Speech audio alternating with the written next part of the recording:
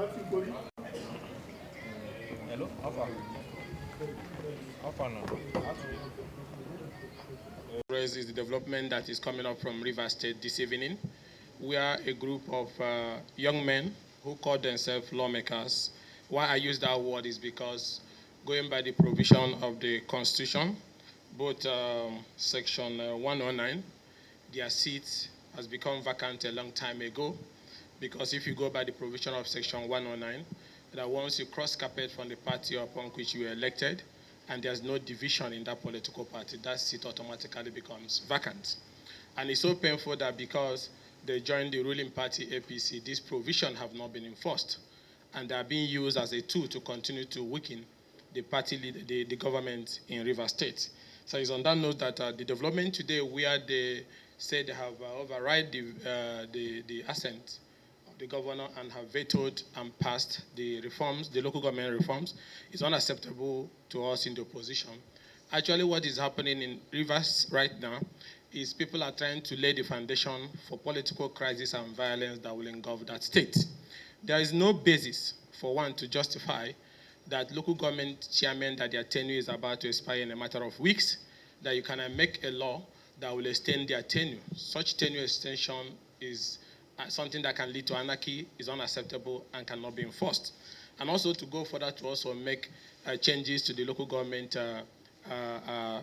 commission is also unacceptable. And that is why we called you here today to make it clear that purporting to override the governor's veto without sending the law to the governor is a recipe for chaos and lawlessness. And if you go by the provision of Section 104, before a law can be assented to or vetoed, it must be sent to the governor. And this law was not even sent to the governor. So how did they arrive at vetoing him this evening? Now, and also important, there's something I want to say that the tenure extension for Rivers State local government chairman is legislative rascality and a coup against democracy that is dead on arrival.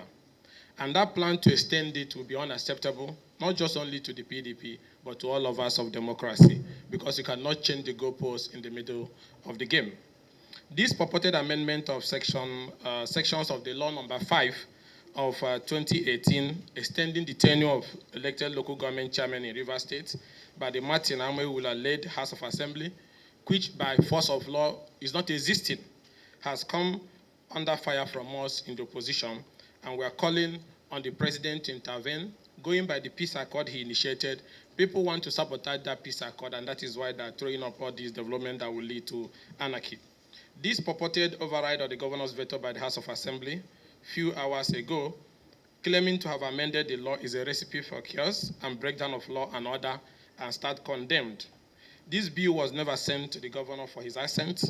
Assuming even without conceding that the Rivers State House of Assembly sent the law to the governor has 30 days within which to assent to the law or withheld his assent. And it can only be at the expiration of the 30 days that the State House of Assembly can adjudge that the governor has withheld assent and not earlier. And also, before we even get to the issue of vetoing him, the people that are carrying this action are unknown to law, like I said before. They are no longer members of the Rivers State House of Assembly. We kept quiet because we love peace when the president intervened, even though the terms of that peace was not acceptable to the opposition. But because we want peace to reign in Rivers State, we accepted it. But it looks like after the president's intervention that this badness has continued to increase in Rivers State. And people are doing this thing thinking that nobody can call them to account. And that is why I'm calling on the president. He has fought as a Democrat, both in NEDECO, both in ACN and AC. Just because you are the president today, you don't understand that opposition must be allowed to survive. These people have joined your party. If they are popular, they should go back and represent themselves for election. Now, because they have joined your party, they continue to sit illegally in one bedroom somewhere in Rivers State, and then in the middle of their room, they keep changing laws, and they keep claiming that they have vetoed. Nobody sees these proceedings. This is not unacceptable. And we're also calling on the government in Rivers State not to implement any aspect of this. If they are looking for crisis, then they will get the crisis they are looking for. These laws, they were in the world. Weeks to expiration of tenure of elected officials, you extend those tenures just because you feel you have the numerical number. And these numbers that you are claiming that you have, as long as the law is concerned, is unknown to the law. these gentlemen are no longer members of that House of Assembly. So that is why we're also calling on the Inspector General of Police and the heads of security agencies to call them to order, because what they are doing is an invitation to anarchy and an inglorious attempt to sabotage that presidential peace accord. These Rivers Assemblymen are truly acting like people who do not hold the sacred, who does not hold the sacred mandate of the people. They should have known that this plot is a deliberate invitation to anarchy, an inglorious attempt to sabotage the presidential peace accord. So that's why we are calling on the president to call his party men, because they are now his party men, to order to avert a total breakdown of law and order in Rivers State. Because breakdown of law and order in Rivers State is imminent, going by the rascality of these men who are no longer legitimate members of an elected state assembly. And also, the opposition is also calling on the remaining few members of the Rivers State House of Assembly who are now statutory members of the House of Assembly and who has formed the quorum going by law because of the vacancy in this seat, to immediately take control of leadership of the Rivers State House of Assembly by electing a replacement speaker that will take over from the outgone speaker, Right Honorable Edison Ehi.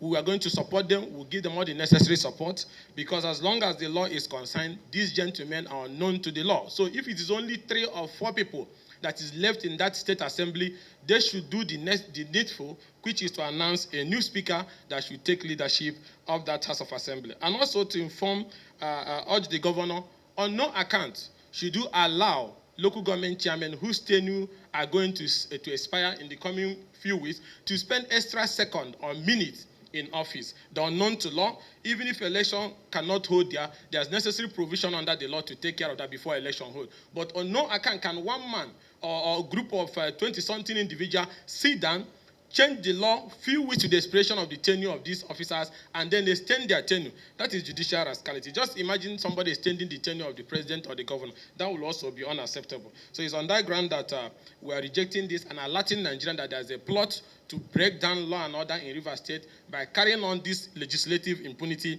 by these former members of the Rivers State House of Assembly. And also, we're also calling on INEC Chairman, Professor Mahmoud Yakub, to fulfill those provisions of Section 109 or thereabout, which gives him power to conduct election. There have been letters written to him to conduct election in those vacant seats, which was written by the acting speaker then, Edison Ehi. So we are calling on INEC to move immediately and conduct by-elections in those seats in Rivers State House of Assembly that have been declared vacant by virtue of cross-carpeting of those gentlemen to All Progressive Congress Party. And then lastly, which is also very important, is to also voice our rejection to the move to establish the state police. Let's make one thing clear, that we are looking for a solution to some of our national problems cannot lead us to bigger problems. There's one thing that is very important that must be done.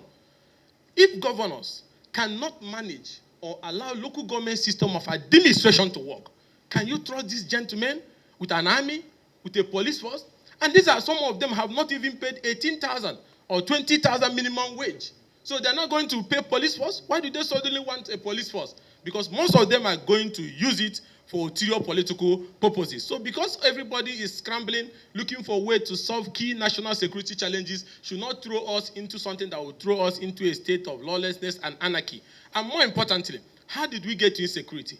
If the local government system was functioning and their money was going directly to them, would there have been need for bandits to take the forest without the local government chairman handling it?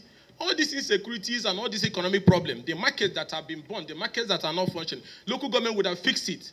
Those communities that don't have water, local government would have fixed it. Those teachers in primary school that were not being paid, local government would have fixed it. Those teachers that are no longer training our children who are turning into bandits would have been functioning if local government was also functioning. So everybody will agree that the reason why they are disconnecting governance today is that the rural system of administration have been captured by a group of people that were elected as governors. And that has thrown Nigeria into economic crisis, into security crisis, and into all sorts of crises. So if they are honest and serious, the first thing that needs to be done is for these governors to support the ongoing amendment we are bringing to the constitution to allow local government to be democratically elected, to be autonomous, and receive their money fully.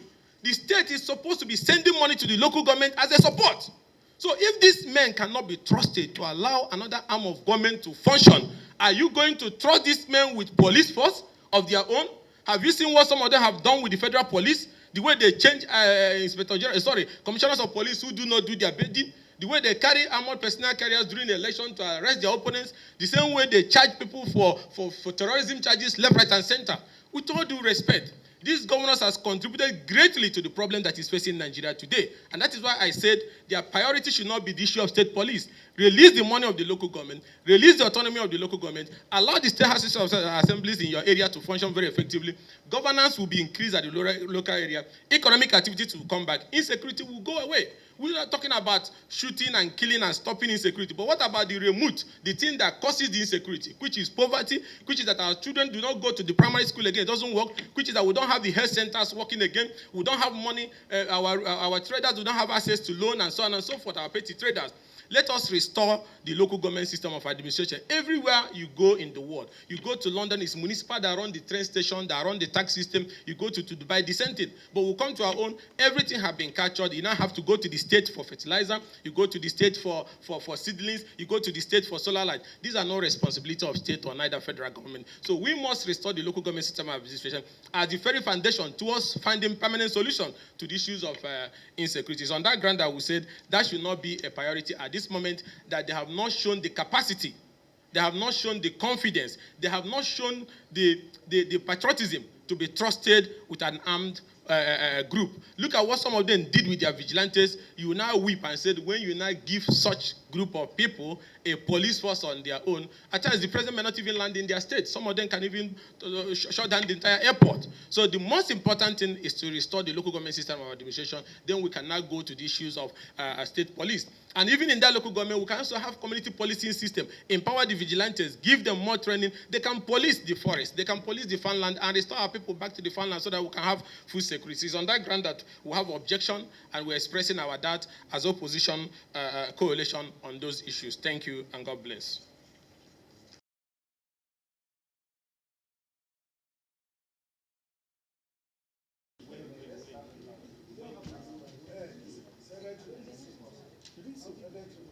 You're